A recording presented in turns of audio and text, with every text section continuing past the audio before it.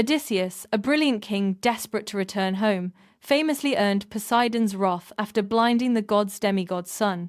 Consequently, the sea god condemned him to wander the seas for years.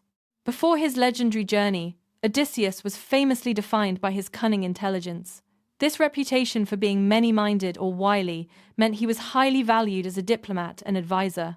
When recruiters came to draft him for war, he pretended to be insane by sowing his fields with salt to avoid service.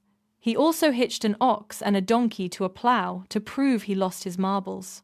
His ruse failed when they tested him by placing his infant son in front of his plow, forcing him to reveal his sanity. At Troy, he proved his tactical genius. He built a giant wooden horse, filled it with the Hellenic equivalent of a SWAT team, and left it as a gift. The result was the total annihilation of a city. On his way back, his men landed on the island of Sicily. They met Polyphemus, a cyclops and the son of Poseidon. He blinded the cyclops with a burning stake before escaping by clinging to a sheep. This act angered the sea god Poseidon, ensuring his journey home would be plagued by divine obstacles and endless, impossible delays. Odysseus and his men landed on Circe's island seeking refuge. She transformed them into pigs, intending to punish the intruders for encroaching upon her domain.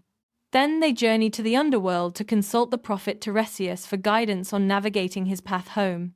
He needed this divine insight to overcome the obstacles blocking his return to Ithaca. On the journey, they encountered sirens. Odysseus chose to listen to the sirens' deadly enchanting song. He survived the trap by having himself tied to the ship's mast, while his crew ignored his screams. His men perished at sea as punishment for slaughtering the sun god Helios's cattle. Odysseus was held captive by Calypso for 7 years. He finally returned home following a test from the Phaeacians.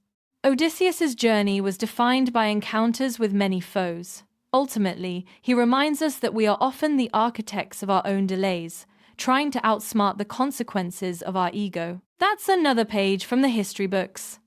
If you enjoyed this, hit like and subscribe for more dark, weird, and quirky history. Thanks for watching. Stay curious, and I'll catch you in the next video.